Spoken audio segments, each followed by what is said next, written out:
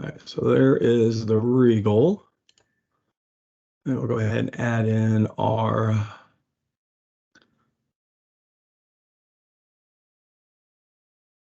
there's our DJI. And then we'll go ahead and add in our 535.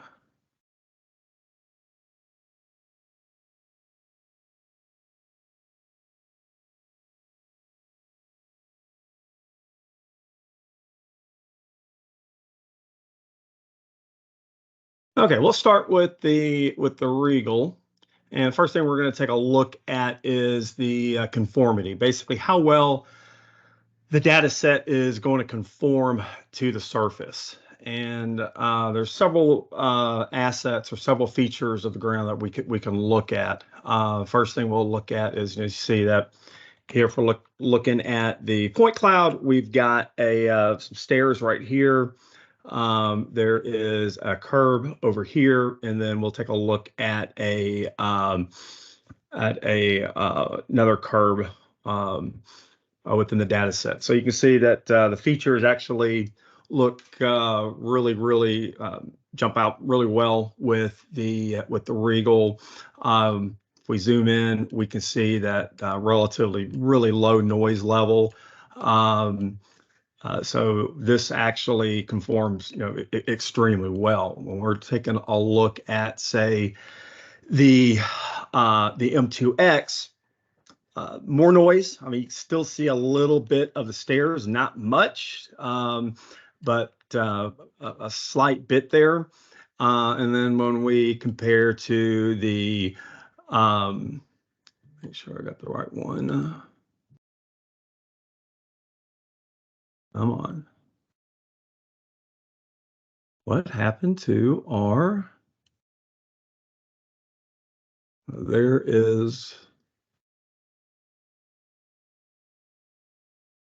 what happened to our DJI? No bueno. Let's try this one more time. We're going to go in and add this. Hey, Brooks, if you can hear me, we can't see a point cloud. Oh, nothing's showing up at all? Okay. Yeah, I had to unfortunately restart LP360. It wasn't responding. So give me just a couple minutes here. Let me just make sure I can get this to open. we can hear you well, but yeah, I can't. Okay, give me just a minute. Fortunately, I had to restart LP360.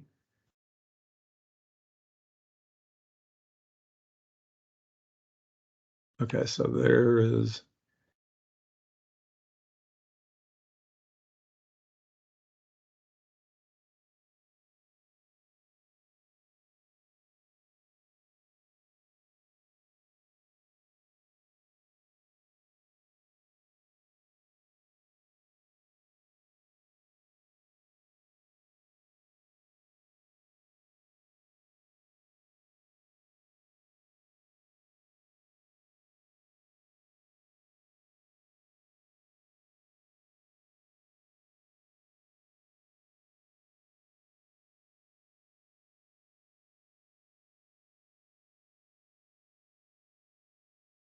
Well, I'm glad this never happens to anybody else when they try to get to a software Right. presentation. Okay, okay. Let's see. We're going to remove.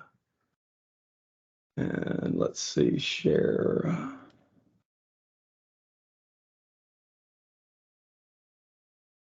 There we go. Okay, can you see it now okay? Yes, we can see it well now. Yes. Okay, well, hopefully that is the end of my technical difficulties.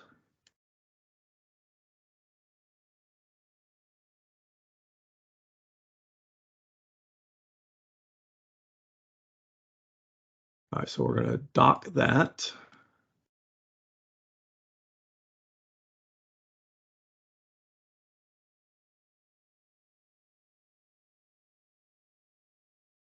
Okay, so finally got it going. And then there is all right, finally. Okay, sorry about that, everybody. Okay. Still see it okay?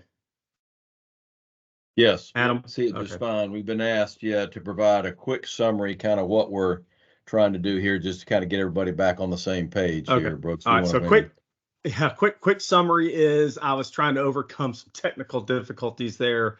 My computer just was not responding, so I kind of had to reload everything. So I apologize about that. So the quick summary is we're going to be comparing three different data sets. We're going to be taking a look at a high-end data set, which is going to be the Regal Vux 120. We're going to be taking a look at what we would consider a mid-range data set, which would be the Hesai M2X.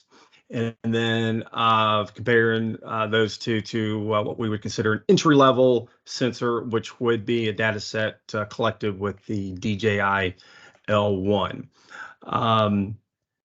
Finally got everything loaded in, running the way it should, and get started again.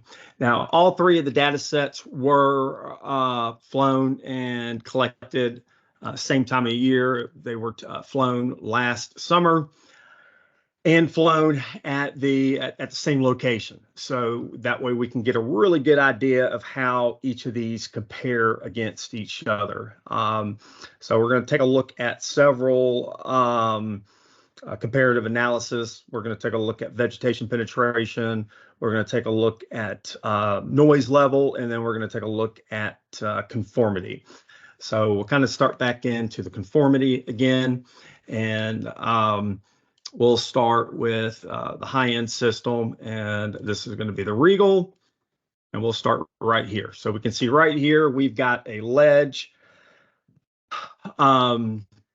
here along the sidewalk. This is with the Regal, and you can see that it conforms to the surface extremely well. Very low noise, and when we compare it to the mid-range, which is going to be the 535. Of course, it's not wanting to show. This is so embarrassing. Let's see, last layer 1.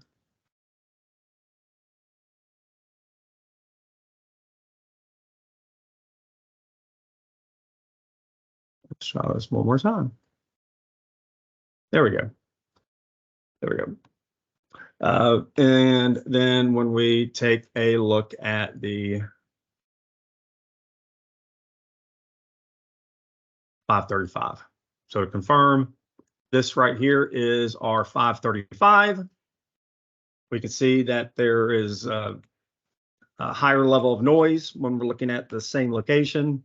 And then when we look at the DJI, again, a higher level of noise. Now, another thing to point out when looking at these data sets is what we would call the flight line accuracy. When you have a flight line, or the layers of the flight lines that are the way that they line up with each other. When you look at, say, the 535 and the hang on here, just a minute. And the compare it to the L1. When we look at the L1 right here, you can see that with these two different flight lines, that they're not quite lining up the way that we would expect them to. Now, there's tools inside of LP360 that can fix this. We can run the strip align repair on this that will easily fix this. But when it's coming straight out of the sensor, you can see that the data set is not lining up the way that we would expect it to. When we go to the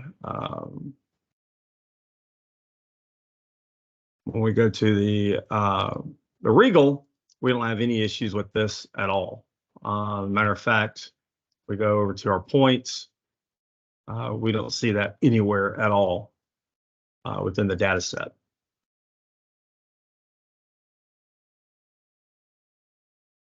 I don't know if I actually have the right. Make sure I got the correct one.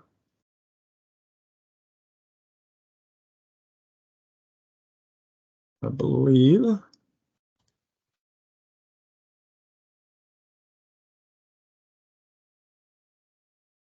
When we go to the 535, same thing. We don't see any issues with the flight lines not laying in on top of each other the way that we would expect. Now, when we go to vegetation penetration, go over here.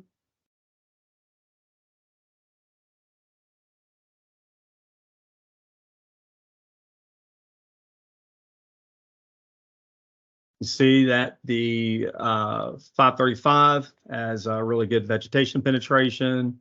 When we go to our the Regal Vux 120, again, no issues with vegetation penetration. And when we look at the DJI, although there is some vegetation penetration, it doesn't have nearly as much as we would like for it to see. Another test that we can do to kind of give us a more qualitative approach to look at the noise level would be our planar statistics. And you can see we've already got an area over here that we're going to test for our planar statistics. And we'll go ahead and run that right now. A point cloud task.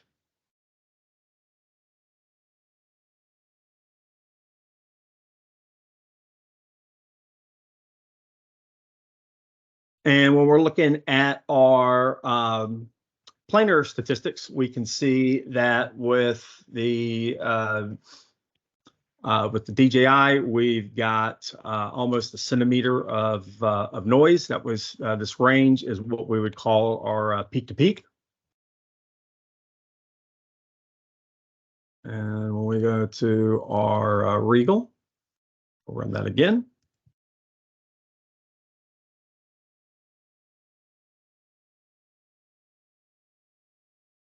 See a much lower amount of noise, only about 4 millimeters of noise.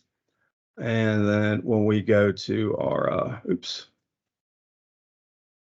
we've got the correct one open here.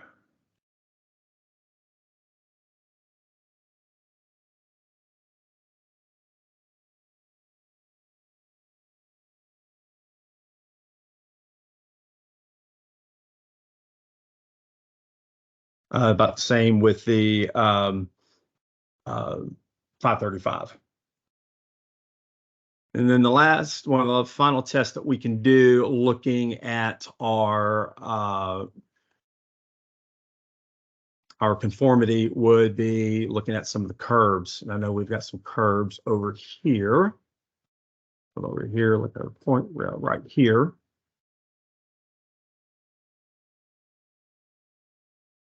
You see that with the 535 doesn't really look too bad at all. We'll look at it with the high-end solution. There is with the Regal definitely a lot more features with the Regal, and then when we look at with the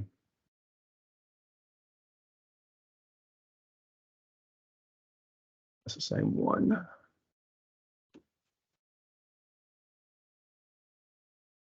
Oh, sure, I got the right one.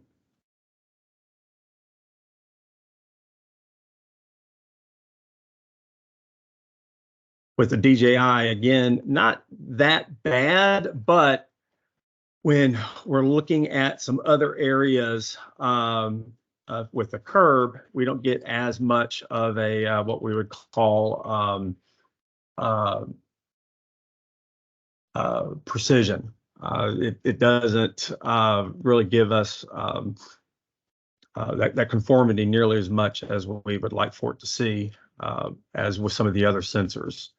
So when looking at the three different sensors and trying to figure out maybe which one would be the best solution for the application that you may want to use it for, the Regal sensor, we've got customers that are using these, and when you're looking at that type of accuracy and that type of precision, usually more so for DOT type jobs or anything where you're going to need the highest level of precision.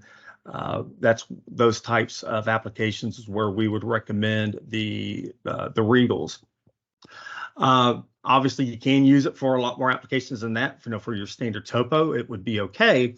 But when looking at something like the 535 with vegetation penetration, it's going to be just fine in terms of needing to deliver a topo. I would say that when you're looking at, say, the 535, the M2X sensor, the vast majority of our customers are using this sensor simply because of its of how it's able to deliver a fairly accurate data set and give the penetration that customers are looking for in a wide variety of applications. The L1 don't have as many customers that are using it, but it is fine for certain types of applications. I wouldn't recommend it for extremely high dense vegetation, because when you're looking at the types of penetration that it gets, say, compared to the others, it may not meet your needs. However, if it's light vegetation, or if it's maybe being flown during this time of year, where the vegetation has fallen off and the underbrush isn't quite as thick, it may actually meet the application or may meet your standards for whatever application that you're wanting to use it for. Now, having said that, we do have a number of customers that are using that solution, and we can use LP360 for the DJI L1, L2 in LP360. LP360 has what they call a guest sensor status, where we can actually use this same software for processing L1, L2 data. And as you can see right here on the screen, we can select either the L1, L2. We can even select photogrammetric data from the Mavic 3 Enterprise, the P1, the older generation models, the Phantom 4, and the M210 RTK. And the same features that would be allowed that we can use for traditional sensors such as the 515 and 535 can be used to process the L1, L2. Earlier, I mentioned when looking at these flight lines, for example, that aren't lining up, we can use the same features here in LP360, such as the strip align and strip adjust, to make these repairs on these data sets. So again, all is not lost when you see these types of issues with your point clouds. And I also want to make this clear that what you're seeing here on the screen is not limited to, say, the entry-level sensors. I've seen this with the 515s, with the 535s as well. So that's definitely not unique to the more entry-level sensors. And like I mentioned earlier, we've got the tools here in LP360 that can repair that. Other customers that we have worked with have used sensors, again, outside of the DJI family, as well as the TrueView product portfolio, such as Rock Robotics. We can even use, we can even classify Rock Robotics point clouds in LP360, as well as any other point cloud, whether it's with a terrestrial scanner or even photogrammetric. Here in LP360. Matter of fact, just a couple weeks ago, I was training a customer up in North Alabama. They used one of the Rock Robotics to create their point cloud, and I believe they got to the point where they wanted to start creating their own point cloud and was considering LP360 for that application. And after doing a demo and seeing the amount of features that LP360 has to offer, they went ahead and moved forward with this choice. Now, having said that, when considering a sensor, when considering a solution, there's a lot to consider outside of just the data set. I mean, we could look at, say, the 535 or the Rock Robotics R2A, or something from even another sensor such as Inertial Labs. And you may look at it and say, okay, well, it's got the same sensor as the 535. It's got the M2X, or it's got the same sensor as the 515, the M1X. Just because it's the same sensor doesn't mean you're going to be getting the same data set. And what I mean by that is each of these integrations may be a little different from one integration to the next. So, for example, when you look at the TrueView 515, and you compare that to the Rock Robotics, I believe it's their R2A, it's got the same sensor. It's the Hesai Pandar M1X. However, they may be integrated a little bit differently. And one of the differences that you'll see in some of these integrations is how they actually encode their data sets. So when looking at the, I said 515 earlier, I'm going to say 535. When looking at the 535 right here, you can see it's a 3-return sensor. We can see we got the first return. You see right here, we got the second return. And then you see right here, we got the third return. Well, I've seen some data sets from other integrators where it will have 3 returns. Again, it's the same sensor. However, they don't always encode all of these returns correctly. They may have only 3 of 3 encoded correctly, and 2 of 2 encoded correctly, and 1 of 1. Where you see the 1 of 2, 1 of 3, and 2 of 3 are not encoded correctly, and they'll actually be categorized as unknown. Well, that can play a pretty big difference when classifying some of your data sets. So if anyone that's on the call is in the market and looking at another sensor, at another integration, just keep that in mind, that just because it is the same sensor does not mean that it's going to be encoded the same as another integrator. It's just something to keep in mind. An additional consideration that I really encourage everyone to keep in mind when considering an integration is not just the hardware. Probably more important than not would be also your software and your training and your support. There are a lot of integrators that are in the market that would, again, have the same integration as, say, the TrueView 515. They're integrating the Hesai Pandar M1X. However, when it comes to the training and the support and the software, it's not always included. I know that there are a number of integrators in the market that would offer that same sensor at a much lower cost. However, you're not getting the software with it, or you're paying an extra amount to have all that software processed for you.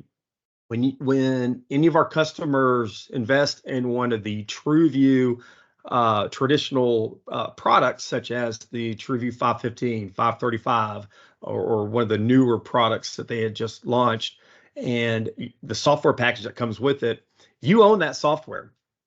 So whether or not if you choose to continue with the maintenance or not, that software is yours. It's going to continue to work, and it will continue to work the same day as you purchased it, as if you decided not to renew the maintenance. Now, if you don't renew the maintenance, obviously you wouldn't have the option to renew receive any upgrades if there's any new additions of the software that come out. However, the software would continue to work as it did from when you first received it. And we've got a few customers that haven't renewed the maintenance, not many, and to this day it still works just fine. So that's probably one of the bigger components, if you will, that's going to separate the TrueView family of products from a lot of the other offers out in the market is the inclusion of the software. Again, you own that software. And it's not just LP360, it's all of the add-ons that would be included. It would be the inclusion of POSPAC, which is going to do your corrections for you. The inclusion of Strip-Align, that is actually going to correct your flight lines if there's any errors with that. And your photo source, your photo package as well to create your orthomosaic. So again, anyone that may be in the market that may be looking at another sensor that might be a little bit less expensive than, say, the TrueView product portfolio, just keep that in mind when you receive the TrueView option, that it does include all the software. And again, you own that software. It will stay with that sensor. Whereas some of the others, if you don't, I know there's a couple of products on the market. If you don't renew the maintenance, that sensor will not work. I mean, you might as well use it as a paperweight. It will not work. That's nothing will process at all unless you have a maintenance subscription with that. Let's see if there are any questions.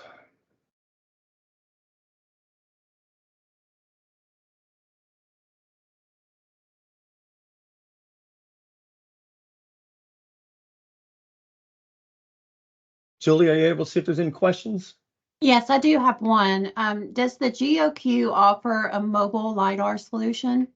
Yes, good question. So they have an integration with their sensors that can be integrated with your vehicle, and it would work with their entire product portfolio. So whether if you have one of the Regal sensors, or if you have one of the Hesa Pandar sensors, there is an integration that would allow you to do mobile scanning with it.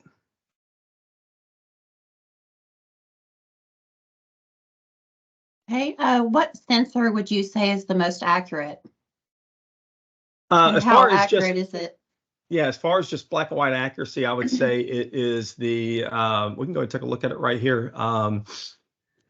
Would be their Regal Vux 120. However, they did, and I think Adam's going to talk about this a little bit, they did just come out with a new sensor this week at Geo Week. And again, Adam's going to speak to that, but we can go ahead and take a look at the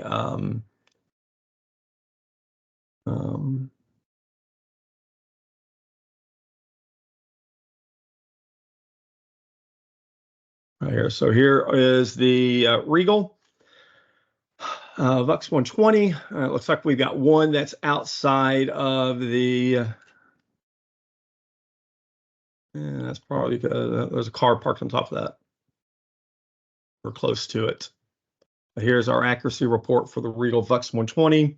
And you see that it's got an RMSE of 0.01, so that what, a millimeter, and an error range of let's see, no, I'm sorry, centimeter. I think that was a millimeter. It's got, yeah, it's showing a accuracy of a centimeter, an error range of 5.5 centimeters. And then we are looking at a range of or minimum and max between 4 and 1.6 centimeters.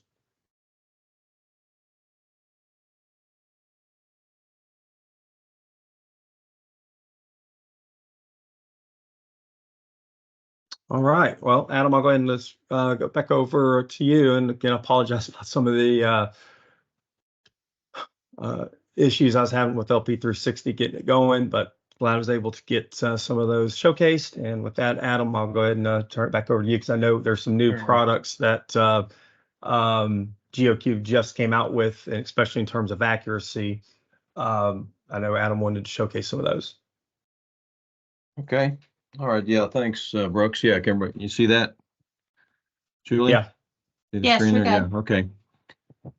Yeah, it's certainly we had two little technical challenges. One was actually hitting the start meeting on the very front end of the meeting. We apologize for that. We see everybody come in, but there is even though we were recording it, there's another button. We inadvertently missed the first 8 or 10 minutes or so. So we will send everybody a link to see the entire presentation from the front end.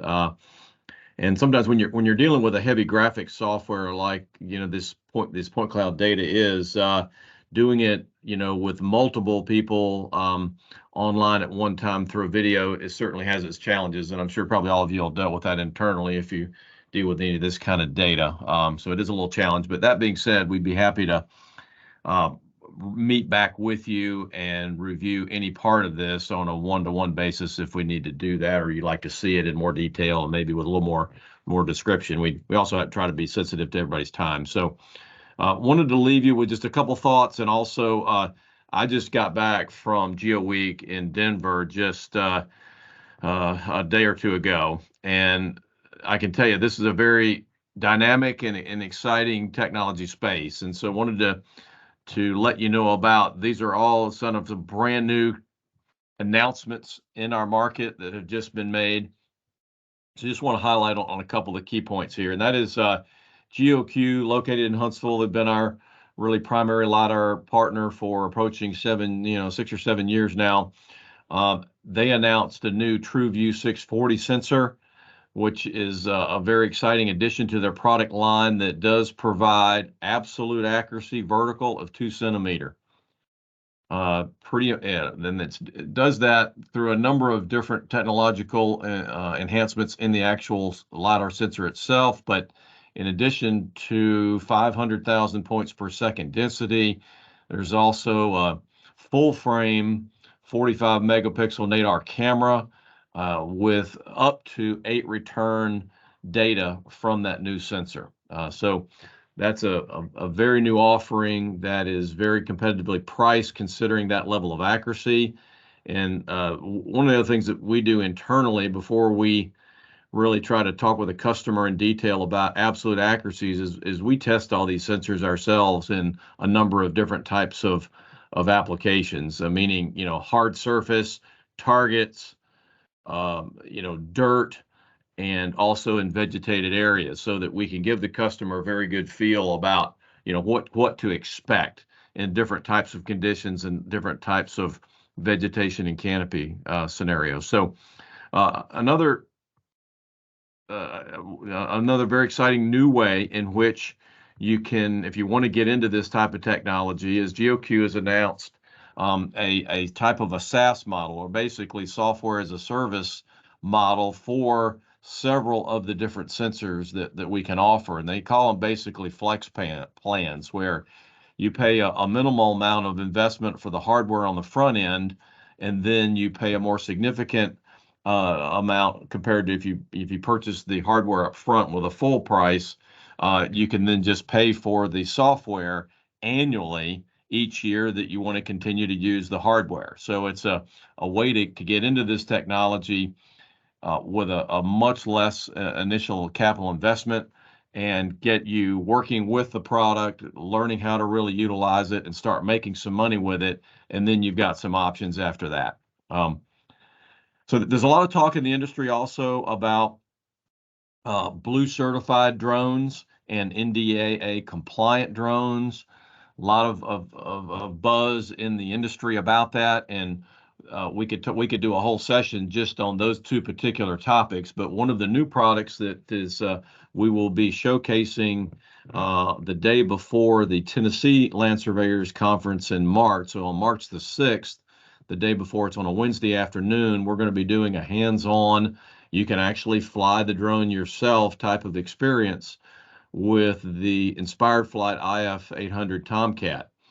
That's a medium lift, fairly small, compact, new to the market drone that is both UAS Blue certified and NDAA compliant, so that if you work in any states or areas where Chinese-made drones are maybe not allowed to be used for certain clients or on certain properties, this allows for a photogrammetric sensor to be added, or different varieties of LiDAR sensors to be added onto that smaller type platform. Brooks also mentioned earlier that if you have a DJI L1 or L2 system, that's great. You're in the space, you're learning how to use it, you're getting comfortable with those workflows and testing it and hopefully making some money with it. But if you Notice that there are certainly some workflow improvements that you might want to look at, or you might want to have more of a continuous workflow all the way to a finished deliverable that maybe you're not getting, or if there's anything about that system that from a software standpoint that we could help you with, and GeoQ in their LP360 software has built the tools on the front end to do that. And it can be a nice migration into maybe a software that gives you some different tools that you may not have today. But one of the other things that we're starting to get some traction on is Microdrone, which was the parent company of GeoQ. Also has a variety of LiDAR sensors that are very unique into the market. Okay, because there's a lot of discussion around is the drone need to be NDAA compliant, or does the sensor also need to be NDAA compliant? And there's a lot of debate and talk and discussion around those two differentials there. And so Microdrone has a all-in-one platform. It's the only one I know of on the market that is an all-in-one, meaning from one manufacturer, the complete sensor package and the drone package with the flight control software that's all from one manufacturer that all runs through the GeoQ LP360 software, and it's called the Easy One. And there's 3 different sensor options with that. And to my knowledge, unless something got introduced just in the past 5 or 6 days, it's the only fully NDAA compliant sensor on an NDAA compliant rotary drone. So if that's something that you're looking for or have a client that requires that, then we have that to offer. So some of the other upcoming shows where we will be at, just so if you happen to be in those areas and want to come in and take a look and have a little bit more direct line experience with the hardware or the software, you see those listed below. If you're in the Central Tennessee area or just want to have a hands-on experience with the IF800, we have that opportunity on March the 6th in the afternoon. And last but not least, one of the things that our team really can provide any customer that's out there is what we call intangible values, meaning that we offer a number of seminars that's involved in this particular space just in the last 6 to 8 months, and we get a good 20, 30, 40% of the people that attend those seminars come for questions where they've bought another variety of system and they just don't know quite how to get all the benefit out of it, or they're really having a serious problem with it, or they just need really sort of what I'd call some consultative advice over what are we not doing right, what do we not understand, or what is it about this project, how would you approach this a little differently. That's some of the things that, whether it's myself or Brooks in particular, has just got a wide variety of project experiences and processing experiences that can maybe help solve that problem and continue to utilize what you've already invested in. So we do offer that as well for those that might be in that type of situation, that that we're here to help in that regard. So with that, I will end it unless there are so many other last minute questions. We do appreciate your time. Yes, and there feel is free one. to reach out to us. Yeah. Phil, go ahead, Julie. How does the Rock Pro R3 compare with these 3 dataset sensors? Just a ballpark. I can speak to that. Well, as far as we say ballpark, we was talking about pricing. Nate, were you talking about pricing? Or are we talking about just functionality? Or more performance? I can answer. Yeah. I can answer. Yeah, I'll answer both. So, so the R2 Pro is going to be the same sensor as the TrueView 515, which it's going to be similar to. Well, no, I mean it's a 2-return system, and it's going to be similar to the the 515. The data set that I was showing was the 535, which is a 3-return system. The biggest difference is you don't own the software. Now, I have heard that sometime down the road they're looking to change that model. but when you purchase that, again, you don't own the software, and their model works where you go out, you fly, you create the point cloud, you upload the point cloud to, I guess, their servers. They process it to the surface, and the contours send it back to you, and you're off and running. It also has similar to the 515's integration. It's got, the camera is integrated with it. The R2 Pro has camera integration as well. However, their software does not process the photogrammetric data. Now, I have heard that they may be changing that. I did speak with some users just last week when I was in North Carolina. They confirmed that as of now, it has not changed, but it will not process your photogrammetric data. So you'll need a third-party software to process that.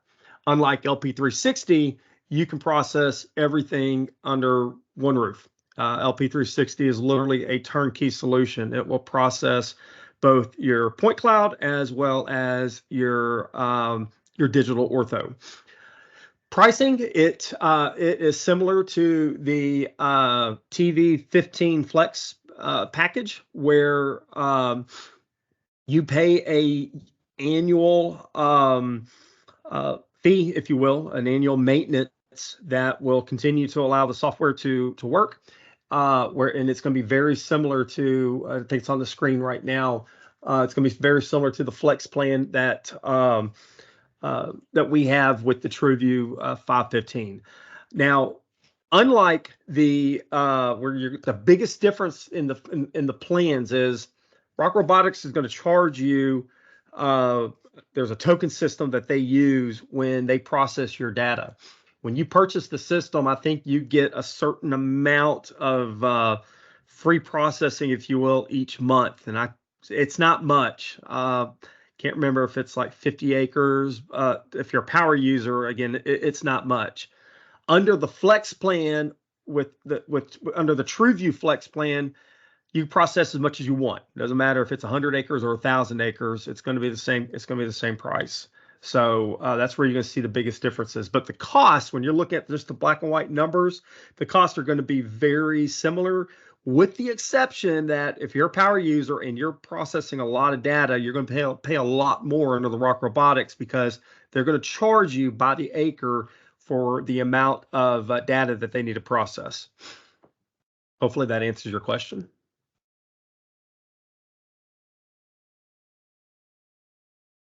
Okay, very good. Thanks, Brooks. Any other questions there you've seen come through? No, that's it. That's it for now. Okay. That's right at an hour. Okay. All right. Well, again, thank you everybody for attending. Thank you, Julie and Brooks, for your efforts here, and certainly available down the road if anybody has any follow-up questions or reasons for us to get back to you and present any other content to you. We'd be glad to do it. Thank you very much. Thank you.